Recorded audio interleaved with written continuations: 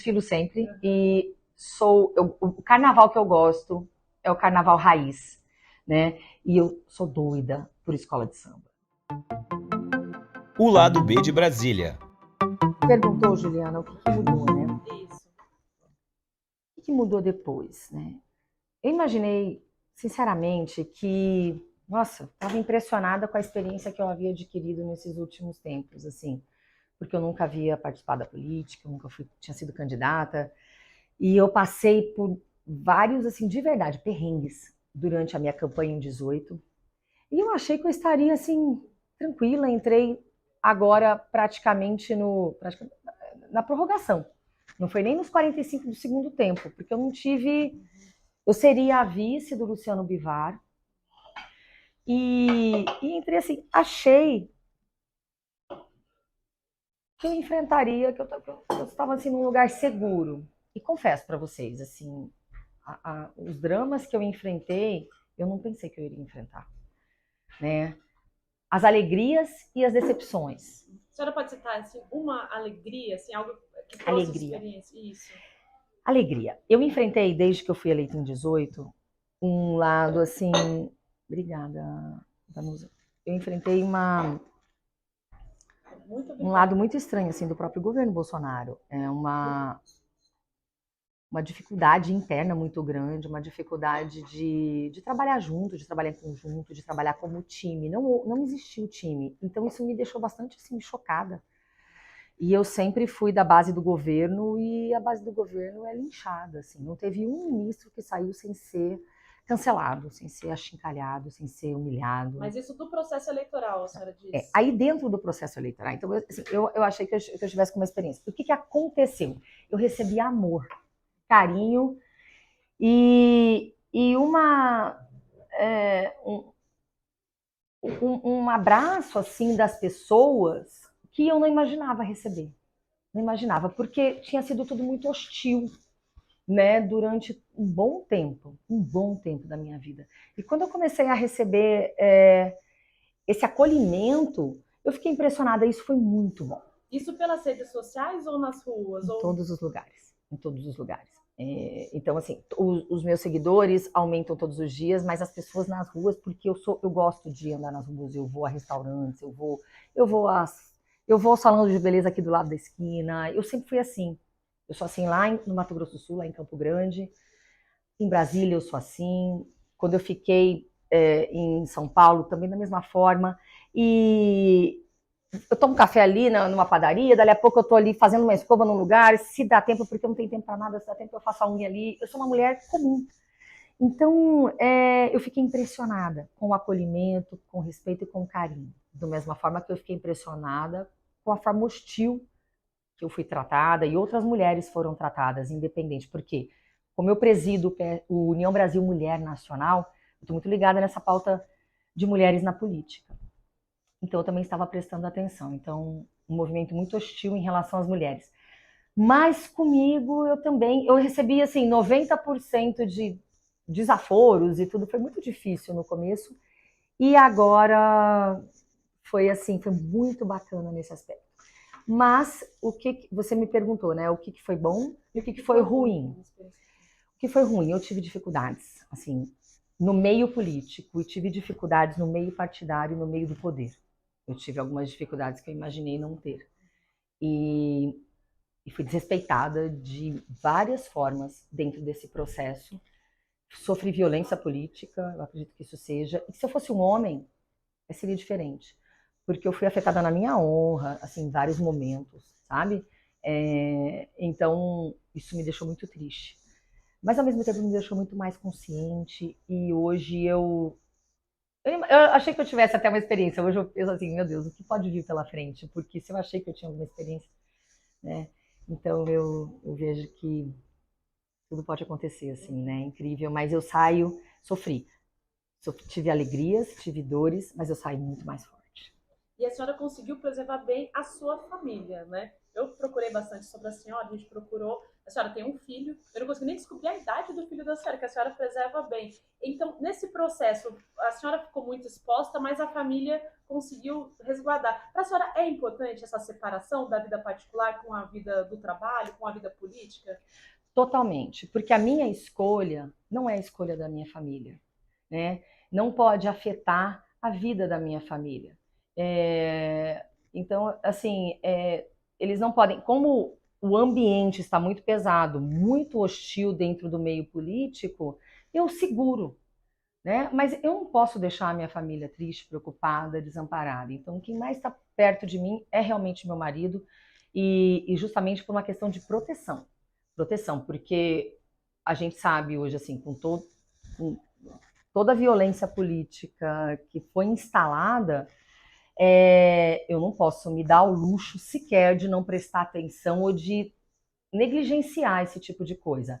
Mas eu preservei, sim, meus pais e tudo. Tanto que a própria equipe, que vocês estão lidando com a equipe, né?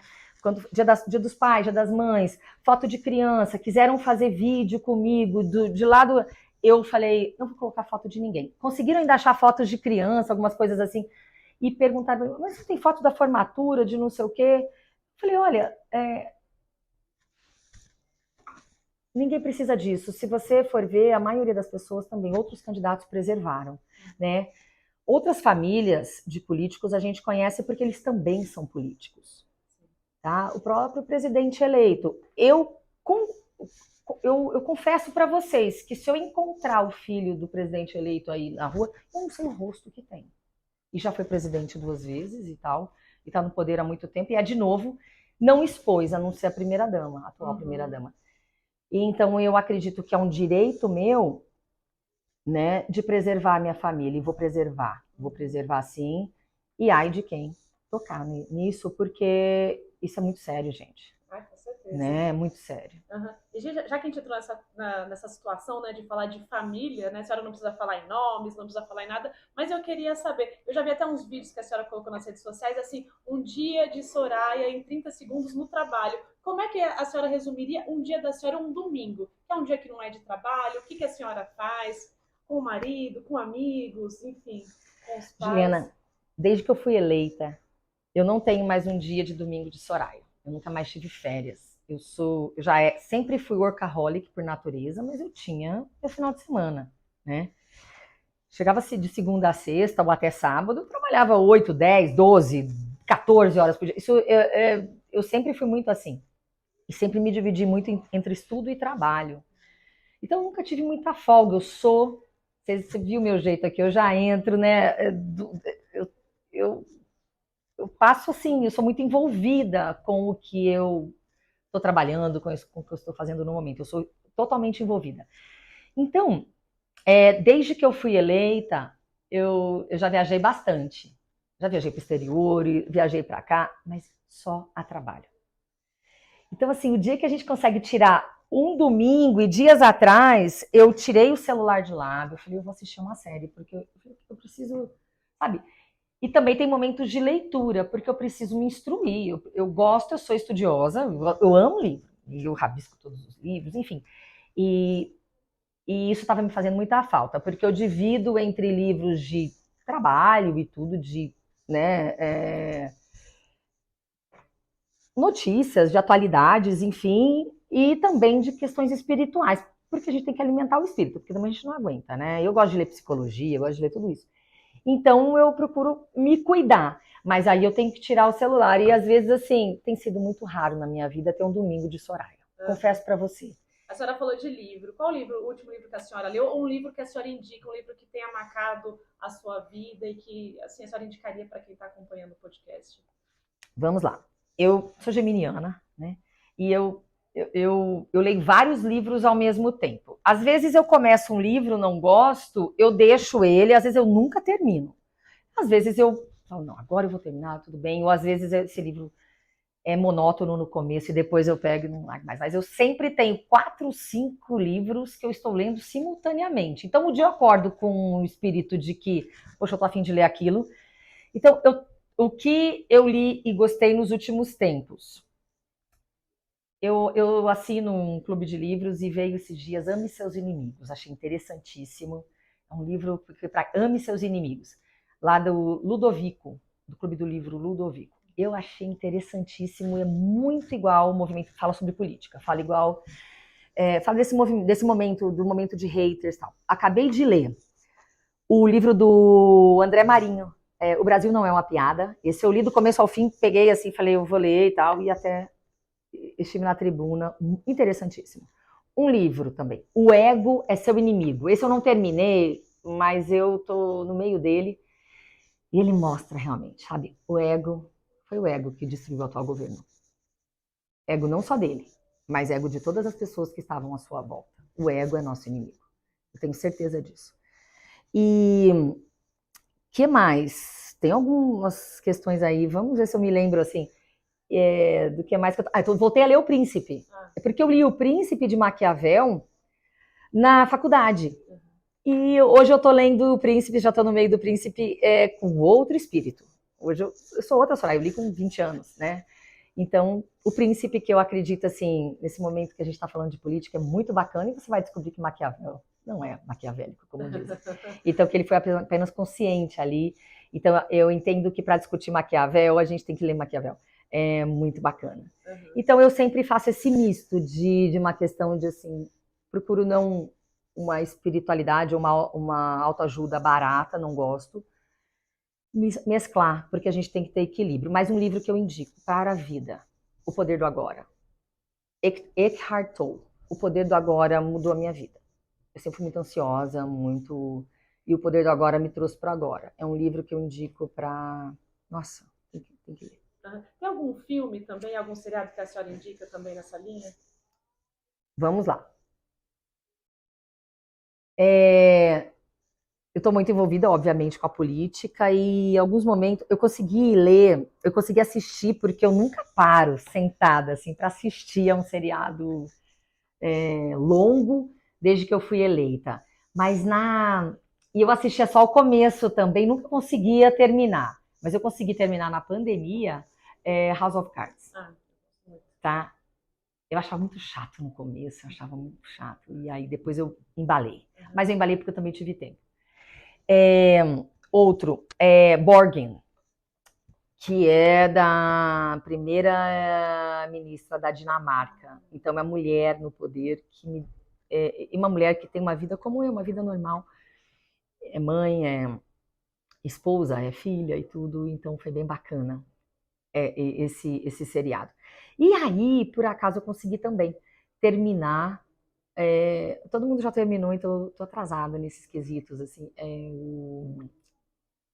Game of Thrones. Eu nunca vi. Pois achei interessantíssimo porque há um que não dá, tá? Esse todo mundo tem que assistir. César, é o Conto da Aia. O Conto da Aia. Esse eu já ouvi falar também, que é muito bom. Por favor, façam isso. O Conto da Aia. Trata de uma sociedade distópica nos Estados Unidos. Uma parte do país ficou assim dentro desse novo país, assim, e com um apelo fundamentalista, sabe, muito grande, e às vezes eu já até tuitei. Gilead é aqui.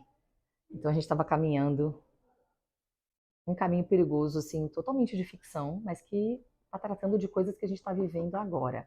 Então o Conto da Aia prende você, mas traz muitas lições. E o que a senhora faz no tempo para... Assim, a senhora falou muito sobre espiritualidade, mas eu queria saber o que a senhora faz para cuidar da saúde. Antes da gente começar a gravar, a senhora falou sobre fazer exercícios físicos. O que a senhora faz para cuidar da saúde? Eu confesso para você que eu sempre malhei, sempre cuidei muito da saúde. E desde que eu entrei na vida política, assim, eu negligenciei muito. E eu estive dias atrás com o Henrique Prata, do Hospital do Câncer de Barretos, tal, e eles estavam falando, nós estávamos trabalhando no sentido de indicar emendas e aumentar, né, lá no meu estado, Mato Grosso do Sul. E aí ele estava falando, né, da periodicidade, da necessidade, e eu me toquei que já faz mais de um ano que eu não faço exames e que eu estou devendo para mim mesma, né, e também para a sociedade, porque eu, como uma mulher pública, tenho que dar exemplo. Então, assim, eu estou me cobrando agora para que eu retome tudo isso. Confesso para vocês que numa vida agitada, quando você quer trabalhar, se você não quer trabalhar como parlamentar, a gente conhece muita gente que não trabalha, ou que trabalha para si, né? Mas eu tenho um senso de responsabilidade muito grande. E aí, se a gente começa assim, em épocas de trabalho intenso mesmo, você vai das 6 da manhã, você tem que tomar... Assim, hoje o Brasil, tudo acontece, nós temos vários Brasis de 8 em 8 horas, é uma coisa assim, né? Tudo acontece, então você tem que andar sempre bem informado e tal, então eu começo me informando e tal, entra no dia a dia, na agenda, quando eu vejo, eu vou dormir meia-noite, 1 hora da manhã, para acordar às 6, 7 horas. E como eu entrei numa campanha, foi muito pior do que tudo isso, né? Então não é só o desgaste físico, mas o emocional também afeta no físico. Então agora eu tô saindo desse momento de campanha,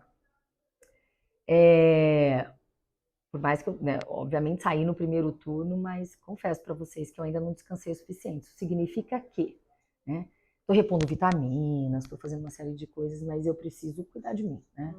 Mas aí o esporte da senhora, então, seria só musculação, mas não tem nenhum esporte que a senhora já tenha feito? Balé, dança? Já fiz tudo que você imaginar. Balé, dança, tudo. Mas o esporte que mais me apaixonou foi corrida. Já corri, assim, maratona de 42 quilômetros, né? Mas eu fiz corridas de 5 e 10 quilômetros, teve um tempo que eu fazia isso sempre. É aquilo que me dá mais prazer. E principalmente porque eu não tenho que ir para academia. Confesso que eu tenho um pouco de dificuldade com isso. Eu gosto de colocar o tênis e sair. Então, assim, eu não consegui mais fazer, sabe?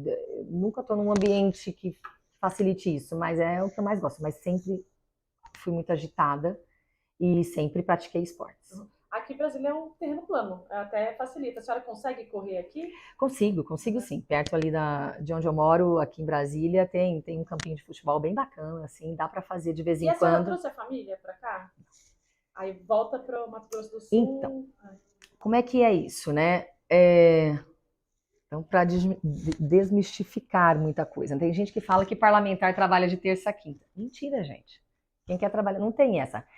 A atividade do Congresso, ela se concentra nesses dias, é muita atividade, mas não existe uma sexta-feira, um sábado, domingo que eu não tenha o que trabalhar. E muita gente, geralmente, você trabalha aqui, é como uma pessoa que tem que exercer atividade em outro local, como se você tivesse que morar no hotel. Mas a minha vida, a minha família, empresa, o meu ganha-pão tradicional da minha vida está no Mato Grosso do Sul, eu sou de lá. Então não tem como eu simplesmente trazer tudo para cá e viver aqui, né? Principalmente porque a política para mim não é um instrumento de ganhar dinheiro, né? E eu prego muito isso para todas as pessoas novas na política. Nunca deixe o seu ramo tradicional. Quem vive da política pode ser cooptado por questões não republicanas e o que é inaceitável, né? Você tem que manter a sua fonte de renda, tal, porque um dia você vai sair isso aqui, só que tudo sabe, é transitório. Então eu vou embora, eu vou cumprir minha missão, é uma missão, não é uma profissão. Então por isso a gente tem que manter. E meu marido, minha família, nós temos negócios no Mato Grosso do Sul, a nossa vida é lá. Então a gente se divide, eu me divido. Meu marido tem me acompanhado mais? Tem, justamente pelo momento delicado que a gente está vivendo. Eu fui candidata, então ele largou por um tempo, sem largar de vez, lógico, porque não tem como, né? A gente não vendeu empresa nem nada, a gente tem tudo lá. Graças a Deus a gente consegue administrar alguma coisa, né? Ele vai e volta. Mas eu vou e volto praticamente toda semana. Então não tem, né? Eu represento o estado do Mato Grosso do Sul, eu tenho que estar lá. Aqui eu exerço essa atividade, mas o meu eleitor e o estado que eu represento, né, está a 1h30 de voo daqui. Então eu faço isso praticamente toda semana. A senhora falou dos negócios da família, né?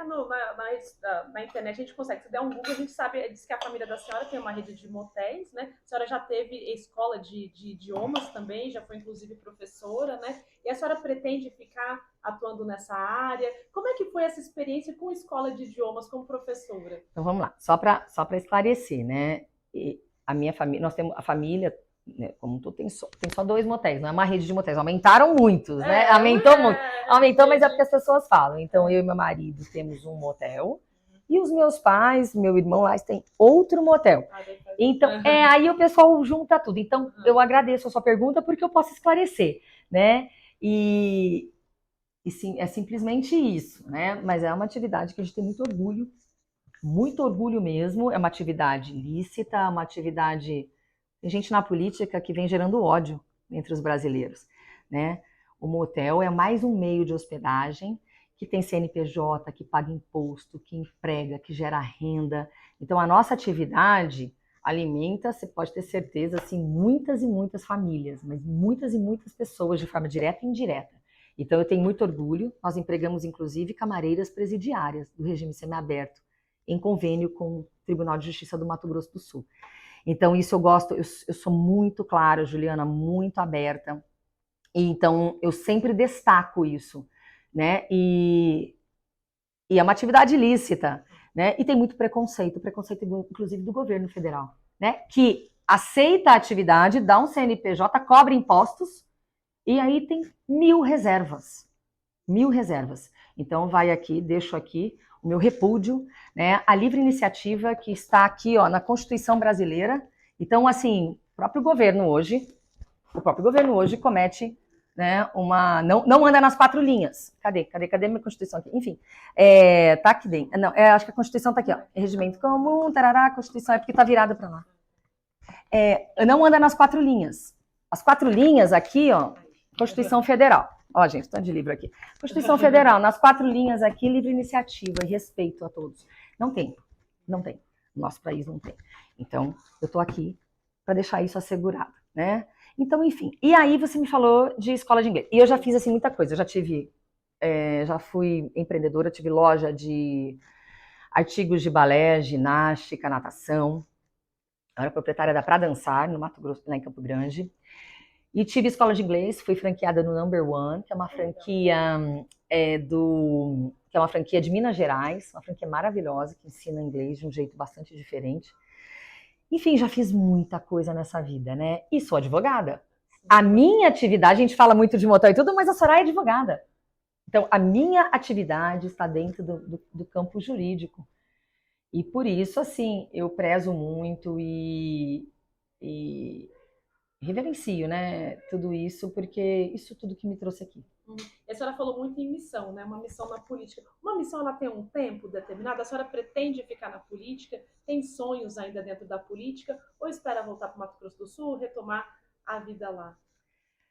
Olha, a gente sai muito cansada, assim, desgastada de uma competição tão desigual. E só que para mim é um orgulho ter participado desse pleito. E foi inclusive para ver, né, quão desigual pode ser uma disputa, né? Nós não temos paridade, né, de armas. Isso é muito ruim. Nós temos um atual presidente que fez campanha, há 4 anos ele faz campanha e usa a máquina pública, o meu dinheiro, o seu dinheiro, o dinheiro de todos aqui, para fazer campanha eleitoral, faz uma disputa inglória, uma disputa sem paridade de armas, mas enfim, eu fui de peito aberto, simplesmente comigo mesma, né? Eu, Soraya, lógico, apoio do partido, é inegável, eu consegui a legenda, sempre, eu fui convidada, eu nunca pedi, né? Nunca pedi. Então, diferentemente dos candidatos que tinham esse ímpeto, e o que eu penso hoje? Eu entendo, uma das minhas propostas, que eu discutia muito com o Marco Sintra, meu vice, era de acabar com a reeleição, ou ao menos manter uma reeleição para cada cargo. Então, eu posso ser 2 vezes senadora, na sequência, ou 2 vezes deputada, vereadora, deputada estadual, deputada federal, enfim. O que para senador já é um bocado, né? Já é um bocado. 16 anos já é uma vida. Uma vida.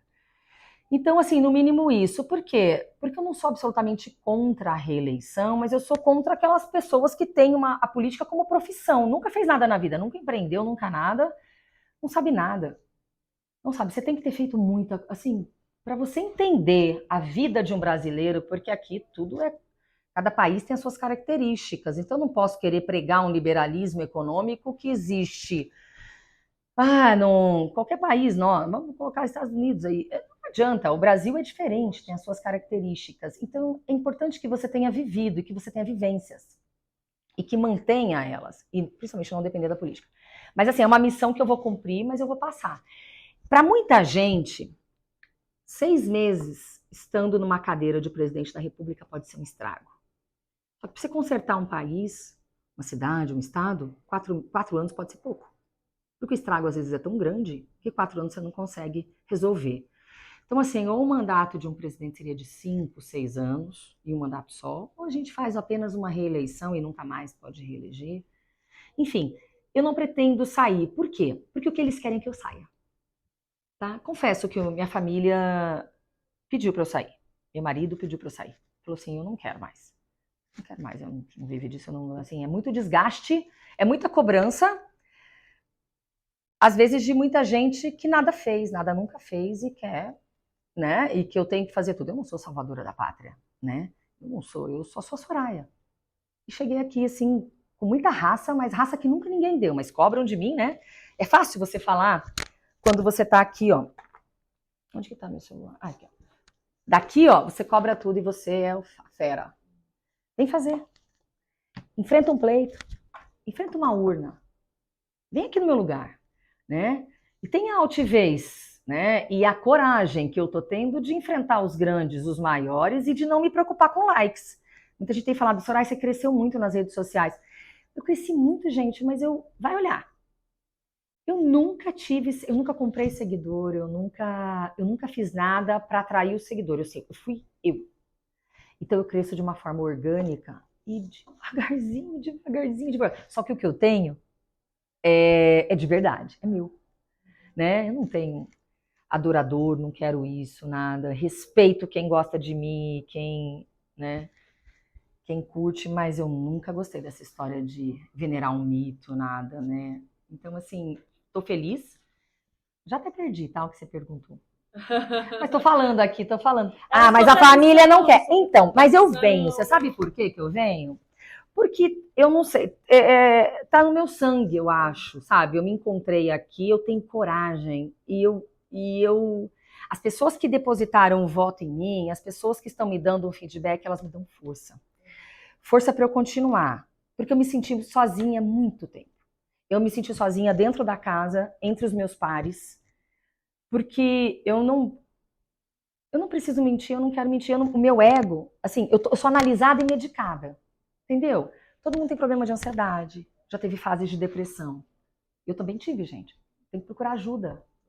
Então, eu estou em dia com isso, sim, medicada, analisada e tudo. Então, eu não preciso que alguém infle o meu ego com like na rede social. O que vem é meu. O que não é meu, eu não quero. O que a gente viu da senhora nos debates, por exemplo, a senhora tem umas frases de efeito que até viravam memes, né? A senhora pensava nas frases, eu não vou usar essa frase, que essa frase com certeza pensava isso previamente, ou realmente ali no fervor ali da discussão, a senhora pensava e aquilo acabava virando um meme? Igual pizza, metro a metro. Meio a meio.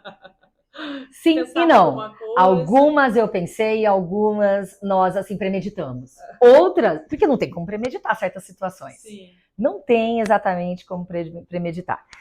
E eu me recordo que depois que saiu, porque assim...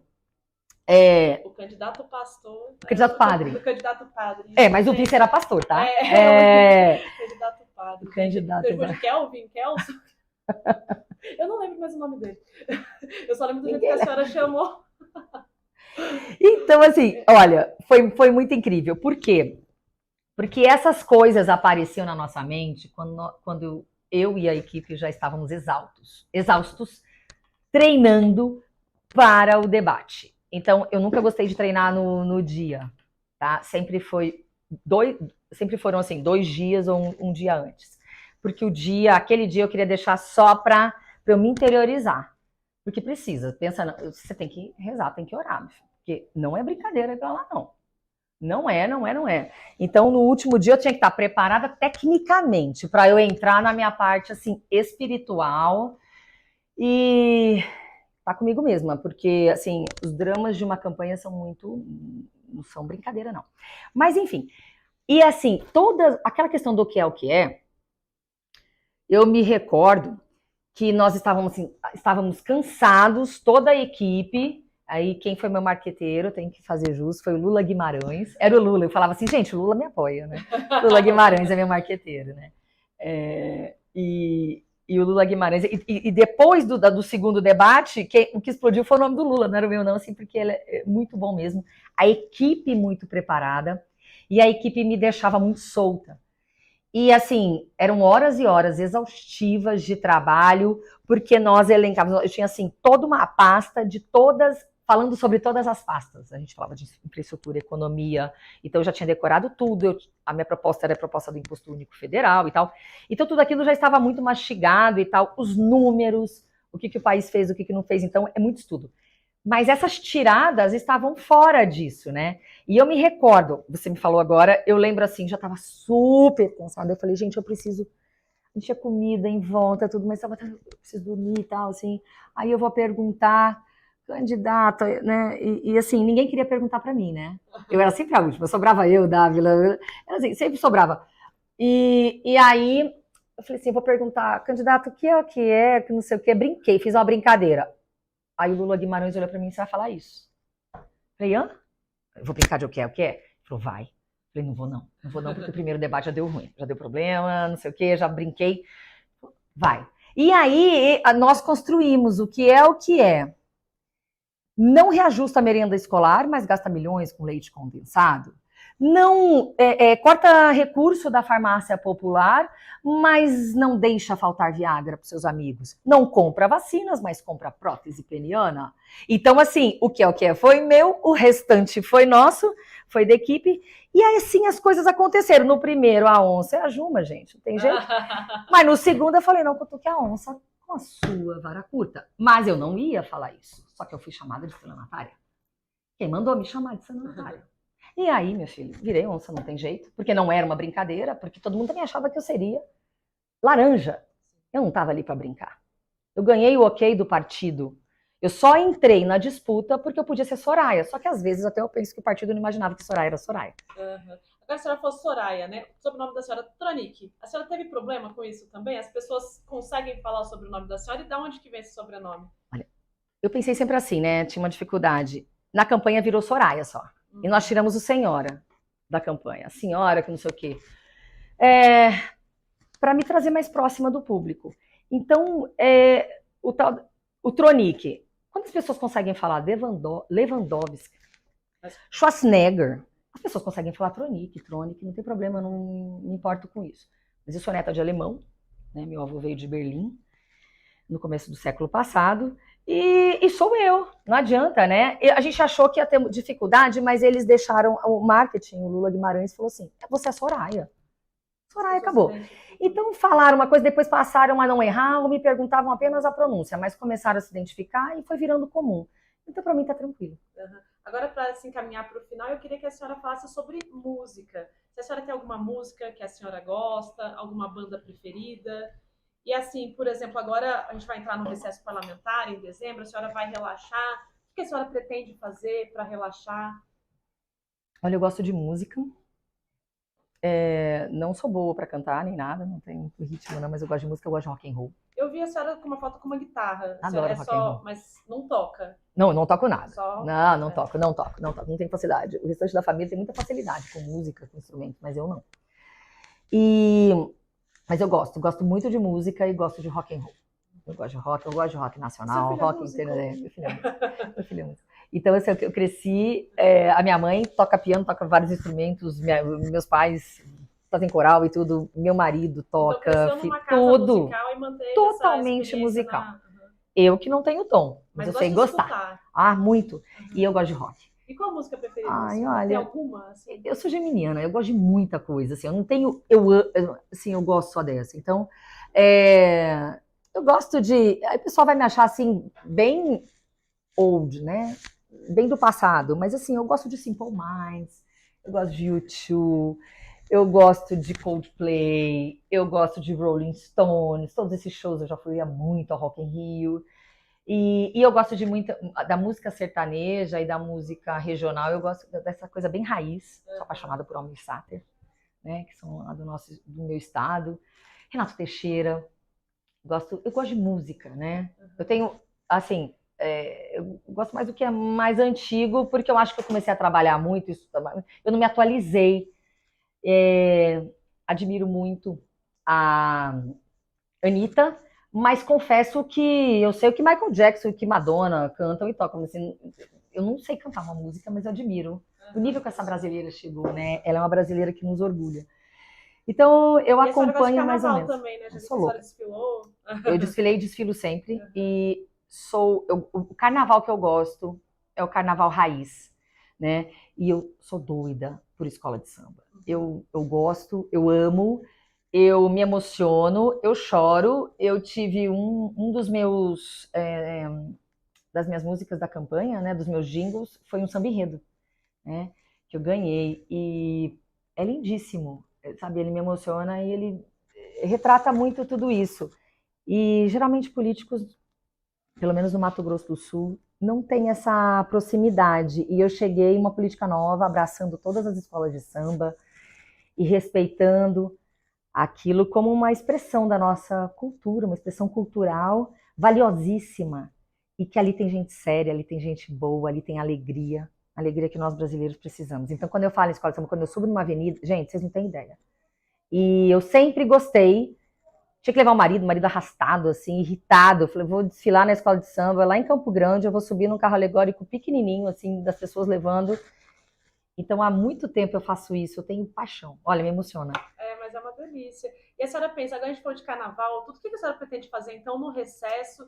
E a senhora pretende desfilar nesse carnaval? O primeiro carnaval já passou a pandemia, está passando, né? A gente está com umas variantes, mas já está bem mais tranquilo, né? A senhora pretende aí sair no carnaval e agora, depois de conhecida no Brasil inteiro, as atenções vão estar na senhora. Pois é, eu sempre pretendo descansar, mas eu sempre pretendo, porque eu nunca não teve um ano, eu fui a parlamentar nesses últimos 4 anos, com todo o meu drama, o drama que eu vivi no governo. Eu sou chata, assim, eu peregrino aqui na Esplanada e eu levo recurso no Mato Grosso do Sul. Qualquer centavo que eu encontrar, eu vou levar para o meu estado, eu represento ele, eu represento as pessoas que me elegeram e quem não me elegeu, inclusive. Então, eu trabalho até o dia 31, a equipe aqui quer morrer. Então, até o dia 31, eu consigo emenda, eu fico raspando o tacho, porque tem emenda que cai. Às vezes eu mando emenda para o município, o prefeito não consegue colocar no sistema um projeto, a emenda vai cair, então a gente fica muito antenado. Mas depois do dia 1º, eu pretendo dar uma descansadinha e cuidar assim, de questões de família. E 2020 foi o último ano antes da pandemia, nós tivemos carnaval no Mato Grosso do Sul, eu desfilei em Corumbá, nos blocos e tal. E aí esse ano eu voltei, desfilei em Campo Grande, fiquei muito feliz. Aí esse ano agora eu recebi muitos convites, né? Muitos, e vou para Sapucaí. Acredito que eu consiga ir na sexta e no sábado lá em Campo Grande, e mais domingo eu vou para Sapucaí. Tenho assim, eu amo todas, tá? Eu adoro muito Salgueiro, tá? Adoro.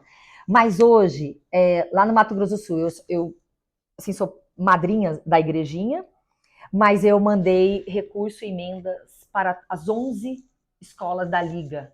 Eu não vou deixar nenhuma de fora. Não, eu não posso ter, eu não me sinto bem, assim, tendo uma a mais. Porque eu sou de todos. E tem pessoas e carnavalescos que trabalham em várias, né? Então, lógico, eu tenho minhas preferências, mas eu sou apaixonada. Se eu estiver assisto a madrugada inteira, se eu não puder estar na avenida, eu estou na televisão, e ninguém pode nem falar comigo, porque eu acompanho o enredo. E esse ano vai estar lá? Eu vou estar lá. Eu vou estar lá. Rio de Janeiro me aguarde, Campo Grande me aguarde, Corumbá me aguarde. Bom, obrigada, senadora. A senhora tem mais alguma mensagem que a senhora queira passar para quem está acompanhando o podcast? Juliana, a minha mensagem, Julianas, a minha mensagem é de paz, a minha mensagem é para agregar, a minha mensagem é de gratidão. Gratidão por esse pleito. Gratidão, assim, vocês estão aqui no meu gabinete, vocês não estão vendo, gente, mas eu tenho recebido presentes e pessoas. Tem gente que já veio do Pará de ônibus aqui para me ver. E o carinho que eu tive de pessoas de outros partidos, as pessoas que imploravam, cadê o material da Soraya? Não chega aqui em tal cidade do Pará. A pessoa ligava E eu tive problemas assim na campanha, né? A pessoa ligava e dizia assim, eu vou pagar o frete. Eu nunca tive na vida, eu me identifiquei. Então, vai meu carinho para vocês. E saber, né, que a minha voz e a percepção que eu tenho de política, a percepção que eu tenho do Brasil, tocou alguém. Isso para mim é tudo. Então, até por isso que eu, Juliana, não me defini no segundo turno, porque eu pensei assim, aquela pessoa que conseguiu ultrapassar a pregação do voto útil no primeiro turno, foram mais de 600 mil pessoas que saíram das suas casas para apertar 44.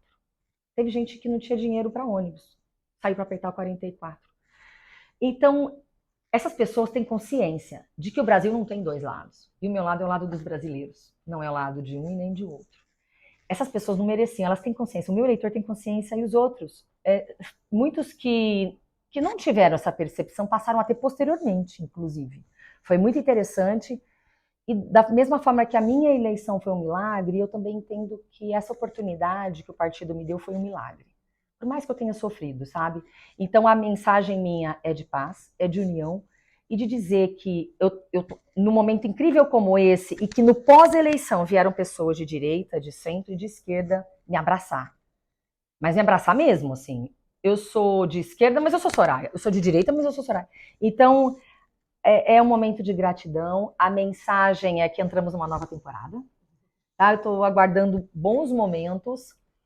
E, acima de tudo, maturidade e consciência. E o que eu apelo para as pessoas, apelo mesmo, assim, estudem, leiam mais. Porque eu tenho visto muita gente ser enganada. Eu falava na campanha, estão te distraindo. Estão nos distraindo com brigas paralelas, sendo que nós temos problemas em comum, e problemas gravíssimos. Nosso problema em comum é economia, oportunidades.